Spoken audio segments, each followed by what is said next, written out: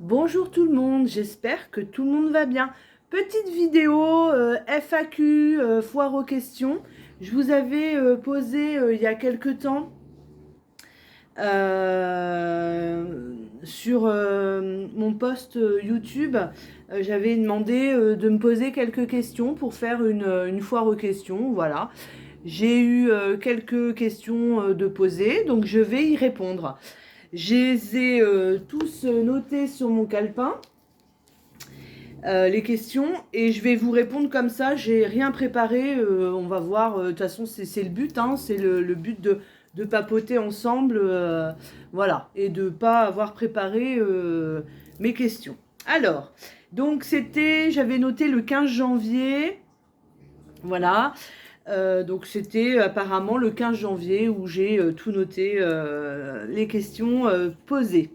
Donc Anouka, la première, qui m'a posé une question. Aimes-tu toujours autant les cactus et succulentes? Souvenir d'une petite serre que j'avais fait.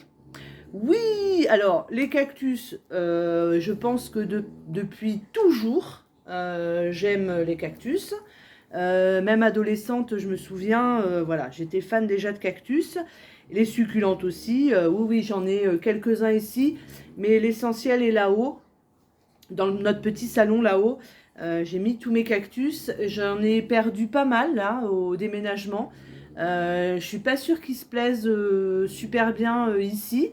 Mais bon, j'en achète de temps en temps, je refais un petit peu ma collection. Oui, j'en ai une petite vingtaine, voilà. J'en ai un énorme sur la terrasse, je vous montrerai un jour. Et puis bah voilà, oui, oui, mais les cactus, je dirais, les cactus, c'est la vie. Comme les pâtes. En fait, les pâtes, c'est la vie, mais les cactus aussi. Et la petite serre, effectivement, j'ai toujours la petite serre en déco dans mon atelier en bas. Voilà. Esperluette, elle me dit création en béton. Penses-tu faire des objets, bijoux, embellissements ou objets plus importants pour la déco? Oui, oui, oui, je vais faire des tutos déco puisque ça va être mon activité euh, bientôt. Oui, oui, je fais plein de déco. Là, je sais pas si vous allez voir sur la cheminée. Voilà, j'ai fait quelques petites décos déjà. Oui, oui, je fais pas que du scrap en fait. Je touche à tous les loisirs créatifs. J'adore ça. Je fais des rénovations de meubles. Tous les meubles qui sont autour de moi, je les ai chinés, je les ai refaits, retapés, rependus, j'allais dire. Je les ai rependus. Enfin voilà. Donc oui, oui, home déco. Je vais faire aussi sur ma chaîne un petit peu de home déco. Voilà. Oui, oui, pas de souci. Après les bijoux, j'en ai fait aussi. J'affectionne moins. C'est un peu plus minutieux. Voilà, j'affectionne moins, mais pourquoi pas des bijoux d'album, etc. Bien sûr. Sandrine, elle. Si un jour tu n'aimes plus le scrap, quel loisir ferais-tu? Alors, si j'aime plus le scrap, en fait, le scrap, c'est vachement étendu, hein. Le scrap pur, je crois que j'en fais même plus du scrap pur là. Le scrap pur, ce que j'appelle le scrap pur, c'est une page 30-30, une photo et quelques décos autour. Je fais plus maintenant des albums. Alors oui, ça reste du scrap et tout ça, mais je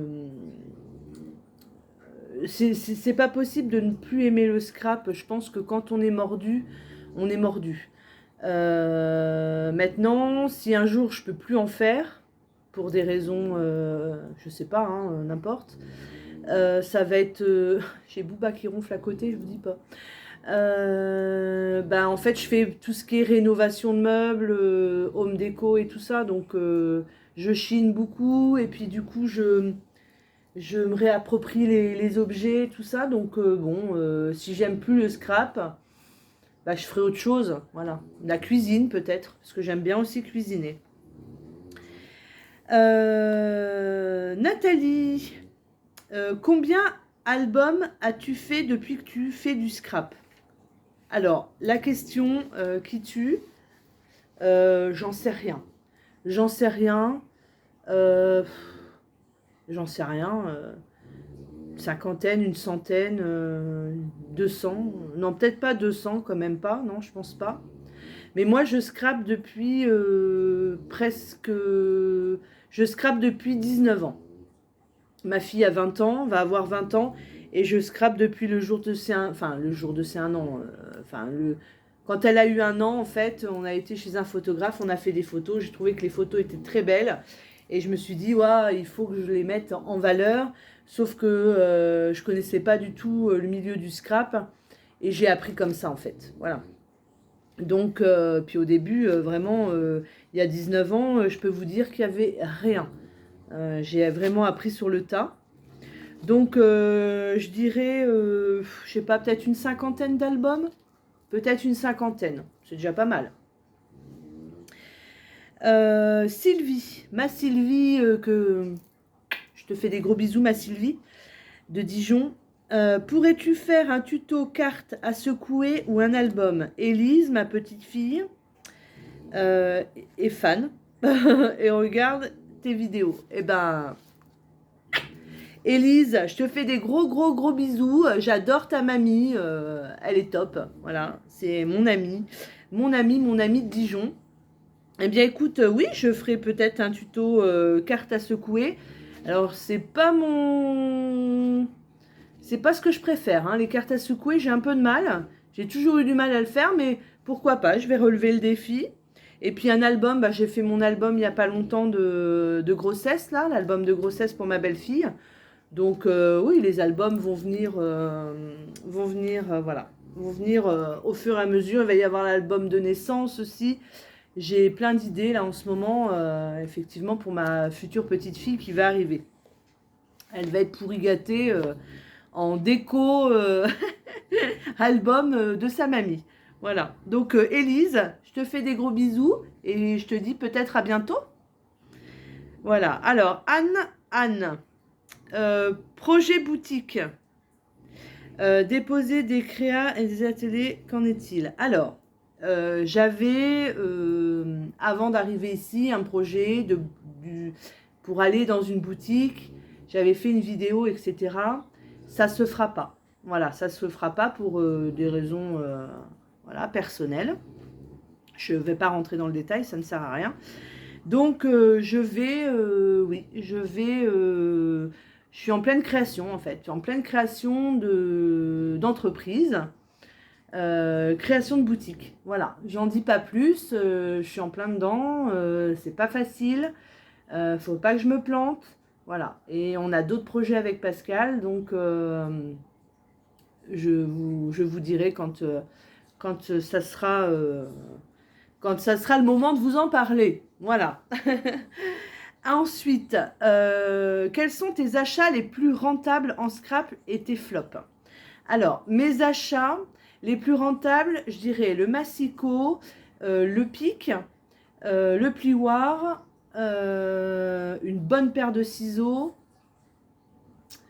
et ma Big Shot. Je pense que c'est vraiment des achats essentiels pour faire le scrap. C'est ce que je vois le plus dans mon atelier. J'avais acheté une Cricut un moment, enfin on m'avait offert une Cricut à un Noël, une machine à découpe électronique et tout. Je l'ai revendue. J'aime bien le scrap manuel. Donc ouais, mes achats les plus rentables, je dirais, c'est le massicot, la Big Shot, une bonne paire de ciseaux. Après, gomme, crayon à papier, tout ça, c'est voilà. Le plioir, ça c'est essentiel. Et la pique c'est essentiel aussi. Et une très bonne colle. Voilà, une très bonne colle aussi. Ça c'est le top. Et le craft gommé. Voilà, le craft gommé, quand même, c'est pas mal. C'est ce que je me sers le plus en fait en... Pardon. C'est ce que je me sers le plus en scrap. Voilà. Donc ça. Et mes flops. C'est dommage, je suis pas dans mon atelier. Le crayon pivotant 360 degrés pour découper, pour détourer Des dessins, ça c'est le flop total. J'avais acheté ça, j'arrive pas à m'en servir. La Cricut, voilà. Enfin pour moi, hein, attention, hein, y en a qui adorent. Puis le flop, après je pense que c'est plus des achats excessifs et qu'on se sert pas forcément, pas forcément. Je pense au papier, aux tampons, on achète, aux dies, on achète, et puis en fait on s'aperçoit qu'on a énormément d'affaires et qu'on se sert toujours de la même chose. Voilà. Parce qu'on a chacun notre style de scrap, bien entendu. Il y en a qui vont mettre plus de fleurs, de paillettes, etc. Il y en a qui vont mettre plus des étiquettes, des petits embellissements tout simples, quelque chose de très léger. Il y en a qui vont aussi se servir plus d'encre pour faire des pages. Il y en a plus qui vont se servir des poudres à embosser. Moi, c'est vrai que l'embossage, c'est pas que j'ai du mal, hein, mais je sais que j'y pense pas, quoi. Donc, quand je fais un travail, quand je suis sur un projet, il faut que je me dise, sur ce projet-là, il faut que je fasse un embossage à chaud. Voilà. Sinon je ne le sors pas forcément, quoi. Je vais plus sortir mes encres pour faire des aquarelles et tout ça que de faire des embossages à chaud. Bon, après, c'est juste mon point de vue. Dernière question. Quel est ton outil indispensable en scrap? Alors, mon outil indispensable en scrap, bah, c'est le massicot, hein. C'est le massicot. Ça nous évite de tout mesurer, ça va vite. Ouais, je crois que si j'avais à scraper chez quelqu'un sans trop de matériel, je pense que mon outil indispensable, ça serait avoir le massicot quand même avec moi. Voilà. Eh bien, écoutez, j'ai répondu à toutes les questions. J'espère que vous en savez plus sur moi, sur mon scrap. N'hésitez pas, si vous avez d'autres questions, j'y répondrai volontiers. Voilà. J'attends une amie là qui va venir. Donc voilà, je vais préparer. J'ai préparé une petite quiche. Je vais préparer quelques petites choses à manger. Et puis on va passer parce que c'est une scrapeuse aussi. Hein, on a fait du scrap ensemble à Dijon. Et maintenant, elle vit en Provence depuis 5 ou 6 ans. Et on s'est retrouvés, on habite à quelques kilomètres l'une de l'autre. Donc on s'est retrouvés. Et bon, je pense pas qu'on va scraper toutes les deux, mais on va surtout papoter. Ça, c'est sûr. Voilà. Bon, bah, je vous fais des gros bisous. Je vous dis à très bientôt pour une prochaine vidéo tuto. Bisous. Bye bye.